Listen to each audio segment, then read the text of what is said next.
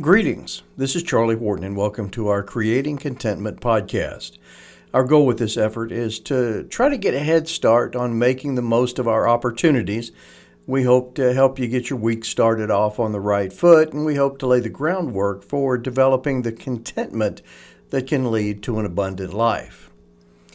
Over the next several weeks, you're going to hear a lot about freedom. Many people will stop and honor Juneteenth on June 19th, a day that represents when the Emancipation Proclamation arrived in Texas, freeing the slaves. Maybe the quintessential celebration of freedom is July 4th, a commemoration of the Americans freeing themselves from European rule. Americans of all shapes and sizes have had a fascination with freedom. It was embedded in our Constitution, and it's embodied in the men and women who have fought and died to preserve it. Freedom is an important part of our nation. Yet, as important as it is to our nation, I believe the idea of freedom is more important to us as Christians. Now, please do not misunderstand me. I'm not preaching the gospel of Christian nationalism. My point is that as Christians, we have a unique kind of freedom. A freedom over sins, and the freedom to enjoy the personal relationship with God. Folks, I like the liberty of the United States, but I love the spiritual freedom found in being a disciple of Jesus. Now that we've considered the types of freedoms that can lead to a contented life, I want to go back and talk about that freedom. You see, freedom isn't the same as free-for-all. There are some standards that apply, so in preparation for the celebrations of freedom, let's establish some parameters. What do we need to know about freedom? Well, the first thing is that freedom doesn't mean that there aren't any rules. It just means that the rules exist for all of us equally. Fairness is an essential part of freedom. Whether it is as a citizen or as a Christian, freedom begins with accepting a set of standards and being willing to live by them. In the United States, freedom is found within the equality of constitutional law. In the church, freedom is found by obeying the precepts of Scriptures. Freedom isn't the absence of rules. It's based upon an equal application of them.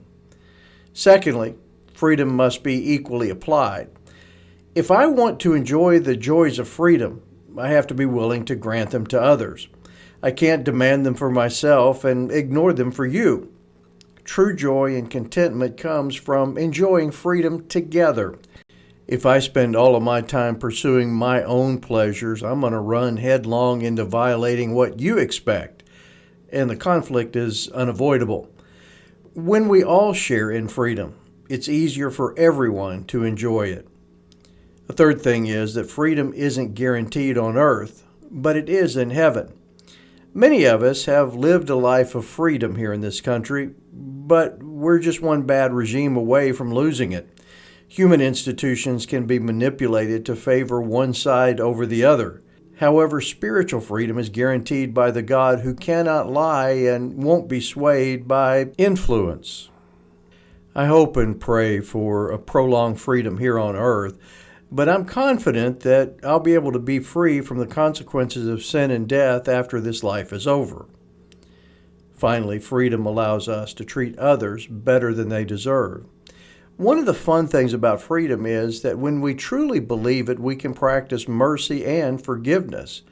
Are there times when people must be held accountable? Sure. Yet there are many more times when we are free to give people grace and enhance their lives. Imagine a life guarded by the principles of 1 Peter chapter 2, verses 15 through 17 that says, "For such is the will of God, that by doing right you may silence the ignorance of foolish men. Act as free men, and do not use your freedom as a covering for evil, but use it as bondslaves of God. Honor all men, love the brotherhood, fear God, honor the king." Honestly, practicing freedom for others frees us up from a lot of concerns that steal our contentment. We hope that you enjoy your freedoms, not just for the next couple of weeks, but throughout your lifetime. Whether it's proclaimed in a national holiday or just in the way we treat one another, let's share the joy of freedom. It'll make us better neighbors, and it will help us to be the type of Christians that we've been called to be. Let's not be overcome by any self-serving debate or perception of freedom. When we are willing to be blessings to and advocates for each other, we all win. And when we all win and we are willing to stand arm in arm together, something special happens, not just in our communities, but in our churches as well. Have we always gotten freedom right? Absolutely not, but we're not the only ones. It's been a struggle since the beginning of time. Yet we're not destined to repeat the failings of our predecessors. We can know more than they did, and we should be willing to do better than they did. So, let's share freedom for all. We wish you the best as you navigate your week, and we hope that you'll join us next week for another chance to discuss ways that we can create contentment.